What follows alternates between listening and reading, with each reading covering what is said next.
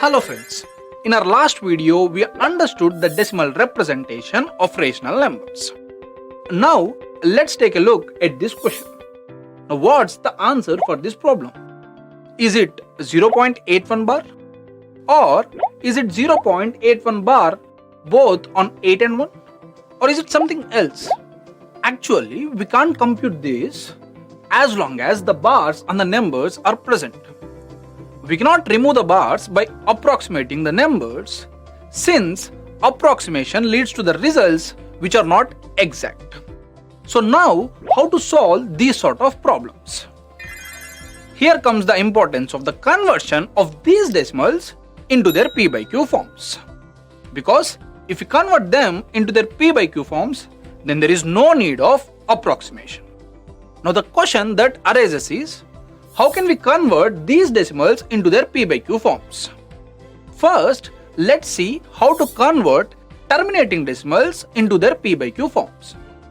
Now, let's consider the terminating decimal 0.25. It's very easy to convert it into P by Q form. 0.25 is nothing but 25 upon 100, which is equal to 1 by 4 in its simplest form. So, for terminating decimals, we just count the number of digits after the point and then multiply the numerator and the denominator by 10 raised to the power of that number. Suppose if 0.17246 is the number, then first we count the number of digits after the point. As there are 5 digits, we multiply both numerator and the denominator by 10 raised to the power of 5. So, the number will be 17246 divided by 1 lakh. We can convert it into its simplest form as well. Now, this is how we convert the terminating decimals into their P by Q forms. If 0.3 bar is the number, then we cannot multiply by any number in the numerator and the denominator so that it can be converted into P by Q form because the sequence 3 actually never ends. So for these sort of recurring decimals, we have to follow a new method. Now let's equate x equals to 0.33333 and so on. Now we have to eliminate the digits after the point by using some arithmetic. If we multiply both the sides of this equation by 10, we will get 10x equals to 3.33333 and so on. Now one thing that you can observe is, in both x and 10x, the digits after the point are same. Now, if we subtract these two, then the digits after the point will get cancelled out. So, 10x minus x will be equal to 3.33333 and so on, minus 0.33333 and so on, which implies that 9x will be equal to 3, from which x will be equal to 1 by 3. Wait a minute, here you must be having a doubt. That is, in 10x, the number of digits after the point must be 1 less than the number of digits after the point in x. Since in 10x, we have shifted one of the digits before the point. So while subtracting, there should be at least one digit left out. Here is where you need to understand the definition of infinite numbers or never-ending numbers.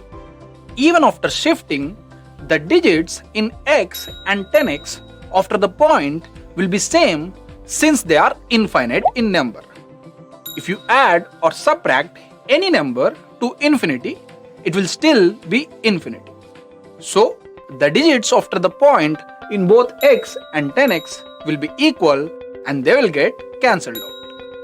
So we got that 0.3 bar is equal to 1 by 3. Now let's check by dividing 1 by 3. Even if we divide, we will get 1 by 3 equals to 0.3 bar. So our answer is correct. Now why is that we had to multiply only with 10? No, it's not any compulsion. But we have to multiply by a number such that the digits after the point after multiplication will be same as the digits after the point in the original number. So we can even multiply with 100 as well. Doing so, we will get 100x equals to 33.333 and so on. Now, if we subtract x from 100x, we will get 99x equals to 33, which implies that x is equal to 1 by 3 again. Similarly, 100x minus 10x will be equal to 30, which implies that 90x will be equal to 30 and again x will be equal to 1 by 3. Now, on the other hand, if you multiply x with numbers such as 3, the digits after the decimal point will differ from the original number, which makes the rest of solution difficult. So whenever we multiply, it has to be multiplied by the power of 10. Now let's see how to convert 0.123 bar into its p by q form. So consider 0.123 and so on equal to y. Now again, let's start multiplying y by 10.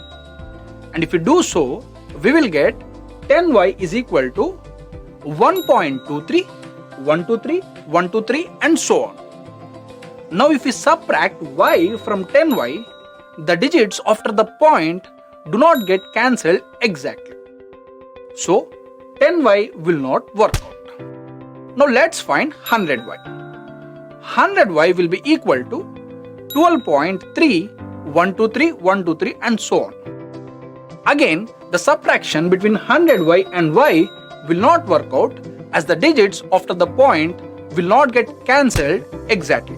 Now let's see what happens if you multiply with 1000. If you do so, we will get 1000y equals to 123.123, 123 and so on. Now if you observe, in 1000y and y, the digits after the point are same. So we can subtract them. And if you do so, we will get 999y equals to 123. So finally, we will get y equals to 123 by 999, which is 41 by 333 in its simplest form. So the basic idea is to multiply by a number such that the digits after the point will be same as the digits after the point in the original number. So friends, I hope you understood how to convert decimal representations into their p by q forms. In our next video, we will be solving some more problems. Till then, keep learning and keep practicing.